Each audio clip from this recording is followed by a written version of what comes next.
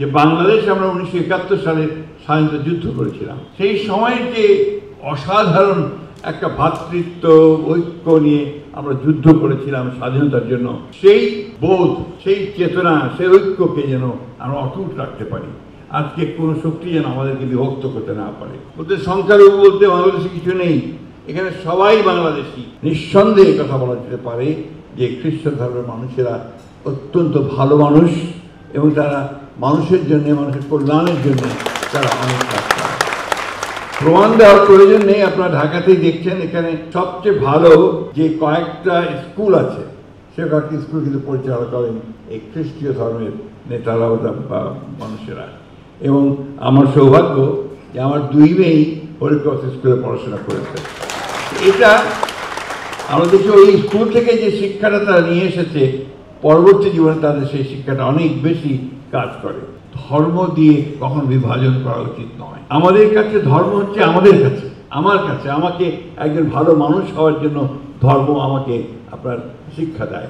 সমাজে যেন আমরা সেটাকে দিয়ে বিভাজন সৃষ্টি না করি, বরঞ্চ সেজন্য ঐক্য সৃষ্টি করি, সেই কাজটাই আমাদের হওয়া উচিত। প্রতিটি ধর্মই কিন্তু আপনার ঐক্যের কথা বলে, ভালোবাসার কথা বলে, প্রেমের কথা বলে। খ্রিস্টান ধর্ম নিঃসন্দেহে আমাদের দেশে শুধু নয়, সমগ্র পৃথিবীতে মানুষকে ঐক্যবদ্ধ করবার জন্য, ভালোবাসার একটা পৃথিবী তৈরি করবার জন্য তারা কাজ করছে। কালার এক্সপার্ট, জর্জ স্যাপ এবং মাইল্ড অন হ্যান্ডস টেকনোলজি সমৃদ্ধ অরিক্স ক্রিস্টাল ওয়াশ আপনার লন্ড্রি এক্সপার্ট। যে বাংলাদেশ আমরা 1971 সালে স্বাধীনতা যুদ্ধ করেছিলাম, এখানে অনেকে আছেন সেই যুদ্ধের সঙ্গে হয়তো জড়িত ছিলেন, অনেকে আছেন একদম নতুন প্রজন্ম। সেই সময়ের যে অসাধারণ একটা ভ্রাতৃত্ব ঐক্য নিয়ে আমরা যুদ্ধ করেছিলাম স্বাধীনতার জন্য, সেই বোধ, সেই চেতনা, সেই ঐক্যকে যেন আমরা অটুট রাখতে পারি। আজকে কোনো শক্তি যেন আমাদেরকে বিভক্ত করতে না পারে। শহীদ প্রেসিডেন্ট জিয়াউর রহমান আমাদের দলের যিনি প্রতিষ্ঠাতা, তিনি বাংলাদেশি জাতীয়তাবাদ বলে যে দর্শন দিয়েছেন, এই দর্শনে কিন্তু সমস্ত ধর্মের সমান অধিকার দেওয়া হয়েছে।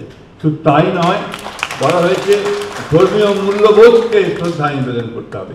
আমাদের নেত্রী দেশনেত্রী বেগম খালেদা জিয়া ঠিক একইভাবে, কেউ সংখ্যালঘু কথাটা বললেই তিনি রেগে যেতেন, বলতে সংখ্যালঘু বলতে বাংলাদেশে কিছু নেই, এখানে সবাই বাংলাদেশি, এই কথাটি আমাদেরকে জোর করে বলতে হবে। আজকে আমরা একটা সংকটময় মুহূর্ত পার হচ্ছি। আমরা একটা রাষ্ট্র চাই যেখানে সবাই সবার কথা বলতে পারবে, সমান অধিকার থাকবে এবং সে তার ভোট দিয়ে তার প্রতিনিধি নির্বাচিত করতে পারবে। এই বিষয়টাই আমরা চাই।